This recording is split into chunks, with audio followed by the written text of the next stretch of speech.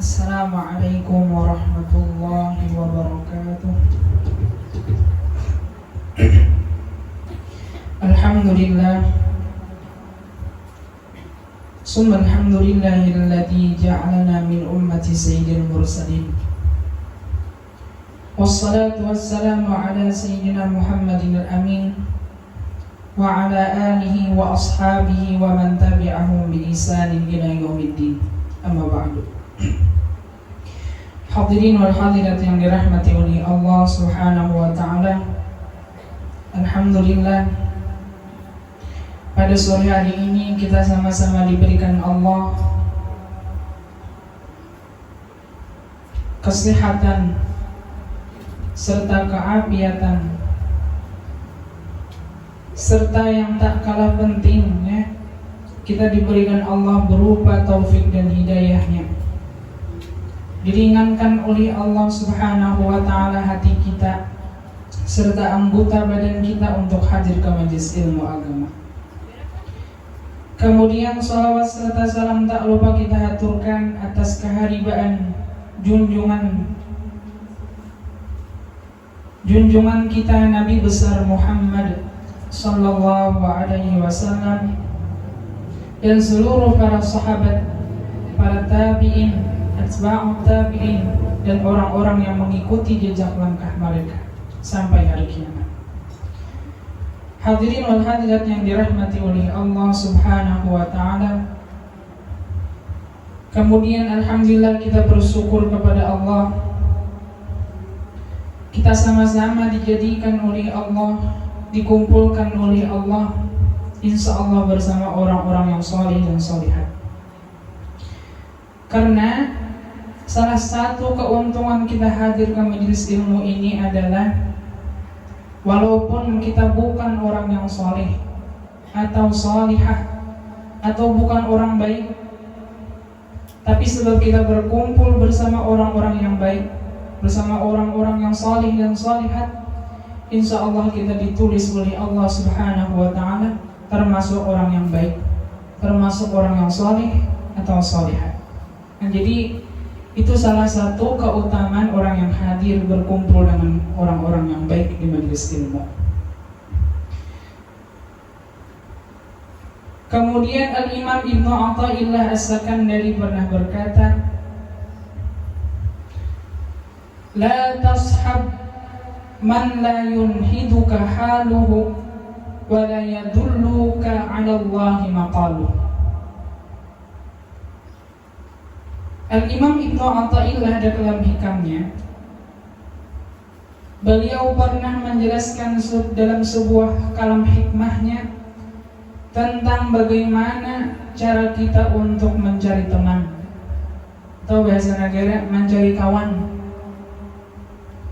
Jadi kata beliau yang artinya janganlah engkau berkawan, bersahabat, mencari kawan man la yunhiduka haluhu, orang yang engkau jadikan sebagai teman yang tiada membangkitkan akan engkau oleh hal keadaannya, sifatnya, akhlak budi pekertinya, gawiannya, wala yadulluka 'ala Allahi maqaluh, dan juga tidaklah menunjuki perkataannya atas mengingat kepada Allah Subhanahu wa ta'ala. Nah, jadi secara simpelnya ujar Sidin, janganlah kita mencari kawan yang mana kawan itu bila kita berkawan makinnya kita ada ingat lawan Allah Ta'ala. Jadi apabila kita hendak mencari kawan, di sini cari yang mana sifatnya, akhlak budi pekertinya, gawiannya, perkataannya yang menjadikan kita semakin ingat dengan Allah, yang menjadikan kita ini semakin cangkal beramal beribadah, yang mana jika mana kita berkumpul dengannya semakin bangkit hati kita ini untuk meniru, menjadikan contoh terhadap Nabi kita Muhammad sallallahu alaihi wasallam. Nah, jadi apabila terdapat pelang kawan yang mana apabila kita berkawanan lawan itu makinnya lupa dengan Allah, makin kulir beramal beribadah, kadeda kehendak lagi untuk hadir ke majelis ilmu atau tempat-tempat kebaikan, maka janganlah engkau berteman, berkawan dengan orang itu.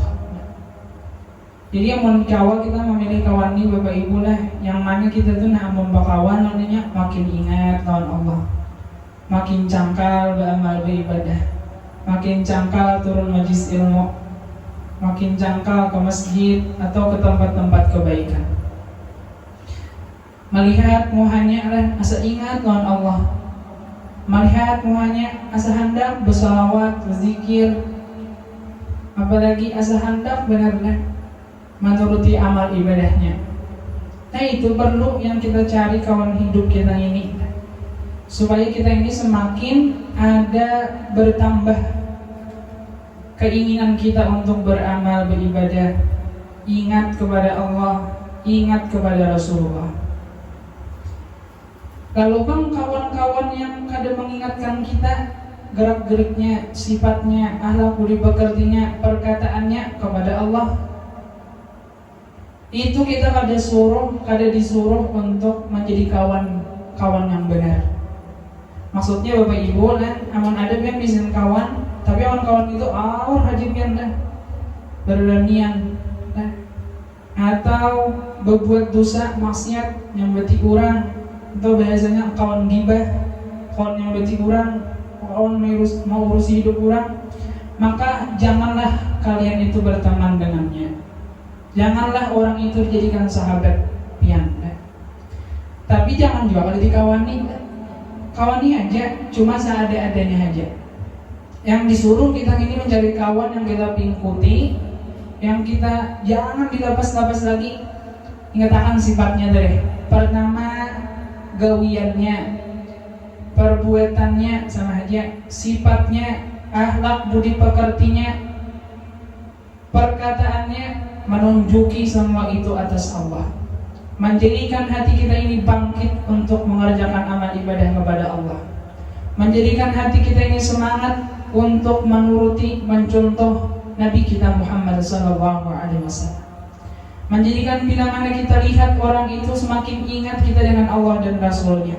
Nah maka orang seperti ini jangan dilapas-lapas lagi, dimana yuk banyak kawan-kawan yang kayak itu.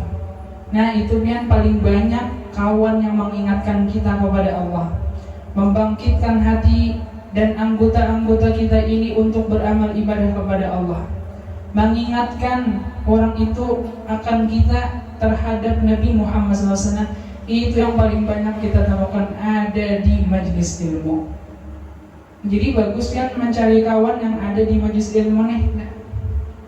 Ada kita salah ditakurnya, atau kita melihatnya semakin jangkal beramal beribadah dari. Nah itu ciri pian kawan yang dihadiahkan Allah untuk pian, yang mana kita disuruh untuk mengawalinya. Tapi apabila sebaliknya tadi jangan, kada usah. Nah, tapi jangan juga kalau jadi kawani timbul ada bahan bakawan nampil. Kada aku aja. Ikam ini bilang maksiat, bilang dosa. Ayo jangan kayak gitulah.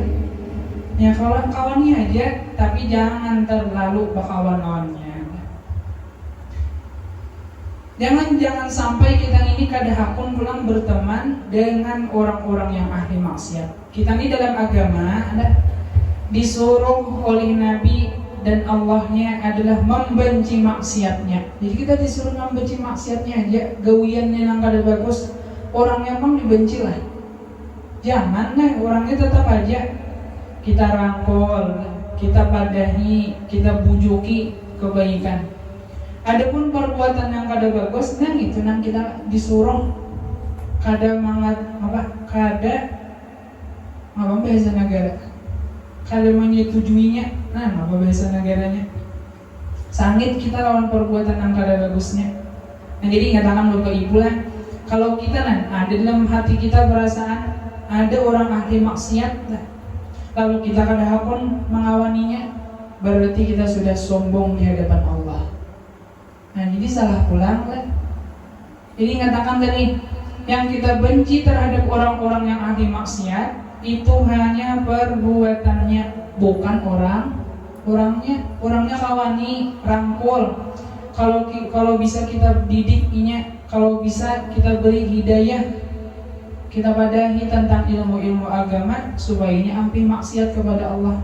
Nah, maka pian itu adalah orang yang paling menyenangkan hati Nabi Muhammad SAW. Jadi siapapun secara jumlahnya orang yang mengajak umat ini kepada jalannya Allah dan Rasulnya, menjadikan orang itu selamat daripada perbuatan dosa dan yang haram, maka Allah dan Rasulnya itu paling suka terhadap orang itu. Biar kita lain tuan guru, biar kita lain syekh, biar kita lain ustadz atau ustazah, biar kita lain habib atau habibah, syarif, syarifah, lain itu, apa yang kita bisa bantu untuk agama Allah ini bantu pian, maka sama pahalanya pian itu pun seperti orang yang membantu agama Allah. Maka semalam secara mudahnya, apapun profesi kita ini, maka bantulah agama Allah ini. Kita punya ilmu, misalnya bukan pian dikarunia Allah ilmu, mudah-mudahan anak-anak pian, cucu-cucu pian alim beritaan. Jadi sampaikan ilmu yang telah ia pelajari, ia paham, sampaikan kepada umat Nabi Muhammad. Misal orang tuh ada alim tapi orang tuh diberikan Allah kelebihan uangnya, maka dengan uangnya lah ia dakwah kepada Allah. Kayak apa cara dakwah kepada Allah menggunakan harta ini? Sumbang untuk pesantren, untuk majelis ilmu, untuk para santrinya, ditukarakan kitabnya, ditukarakan alat transportasinya. Ada misalnya kakanakan pian untuk ilmu sepedanya jebok lah, beta hantak belah dua sepedanya, beta hantak terujuk dugul pacah bannya, pian tukarakan bannya, sama pian itu membantu agama Allah. Ada kakanakan menuntut ilmu tapi sebabnya kata biba duit kada kawat turun SPP kada kau bayar, pian bayari SPP-nya selama setahunan. Sama pian hukum menuntut ilmu dan menolong agama Allah. Kita bayari tuan-tuan gurunya dan para guru-gurunya supaya guru-guru itu nyaman menyampaikan ilmunya, maka pian sama dakwah kepada Allah. Ada majelis ilmu kayak apa supaya majelis ilmu ini bangkit, lalu orang-orang dermawan yang menyumbangkan sebagian hartanya untuk keberlangsungan agama Allah ini, atau nasihat kepada ceramah para tuan guru, ilmu yang disampaikan mereka, maka pian pun hukum sama berdakwah. Nyaman benar kalau makanya semalam judulnya untung benar orang sugih. Jangan sugih beritaan. Yang kayak ulun misalnya Bapak Ibu lah, ulun pembacaan senilai. Lalu ulun menjelaskan apa yang ilmu yang terkandung dalam kitab ini, hukum-hukum yang terkandung dalam kitab ini. Ada orang yang sugih tadi dia mengitik je dalam rumahnya, bahasa kita santai dia, apalagi turun pulang orangnya ke majelis ilmu, dua dapat pahalanya. Pertama, inya menolong misalnya, nih seperti yang kita berada di sini, alhamdulillah kita bersyukur beritaan kepada Niacil Halus Banjar selaku Nyacil laki, nyacil bini lah, selaku yang mengadakan tempat ini untuk kita sama-sama menuntut ilmu agama. Kan sini tuh misalnya bagiannya di Banjar ya, tapi sama juga pahalanya yang sama kita turun di sini. Kan nyaman kalau orang sugih. Kan ada di orang nyumbang pesantren, nah bagiannya di rumah sini ada guru-gurunya mengajar di sekolah tugasnya yang punya ilmu, sama dia hukumnya melajari orang juga. Karena menyumbang tuh. Nah, jadi ingatkan judul semalam, jangan menyumbang nih hadang sugih. Karena apa semalam Bapak Ibu? Kalau pinang ada mau sugih, tadi enggak. Nah, gitu. Terima kasih banyak lah. Jadi orang-orang yang seperti itulah apa yang dikatakan oleh Nabi, agama ini akan bangkit, akan terus tinggi apabila ada dua orang ini. Yang pertama, para ulama yang mana mereka itu ikhlas, yang mana mereka itu menyampaikan yang hak tentang agama yang dibawa oleh Nabi Muhammad. Sebuteng, ada ulamanya. Yang kedua adalah para orang-orang yang sugih dermawan yang menyumbangkan hartanya untuk agama Allah. Dua. Jadi bila dua ini orangnya rohoy, orangnya bahasa kita tuh sama, niatnya untuk mengangkat tinggi kalimat Allah atau untuk dakwah agama Allah, maka agama ini akan maju. Biar ada orang sugihnya, orang alimnya kan tidak mau lah. Ada mau. Atau ada orang alimnya aja tapi orang sugih kan tidak. Kada mau juga. Nah, tapi ada lagi tambahan di kitab lain 3. Itu adalah orang-orang yang jahil yang mau belajar. Orang sugihnya ada, diberikan majelis. Orang alimnya juga ada, sudah diberi apa bahasa kita tuh disuruh mengajar. Sakanya orang kampungnya kalau mau datang, kalau mau juga bangkit agama Allah nih. Dia bila 3 ini dapat, kita mau tuh majelis itu maju. Sama pada hari ini orang alimnya ada, orang sugihnya ada juga, dan orang-orang kampungnya mau hadir. Mudah-mudahan majelis kita ini berberkah dan tambah berkah. Hadirin wal hadirat yang dirahmati Allah Subhanahu wa taala. Nah, itulah kesimpulan yang diajarkan oleh seorang imam yang sangat terkenal dalam bidang tasawufnya, yang dalam hikamnya beliau berkata, carilah kawan yang mana hal keadaannya, sifatnya, akhlak budi pekertinya, gawiannya, perbuatannya, dan perkataannya menunjuki kepada Allah Subhanahu wa taala. Yang menjadikan hati kita ini ringan, yang menjadikan hati kita semakin cinta kepada Allah, semakin cinta dengan Nabi Muhammad, semakin ingat dengan Allah, semakin ingat dengan kewajiban Allah Subhanahu wa taala. Tuping kuti kawan pian itu.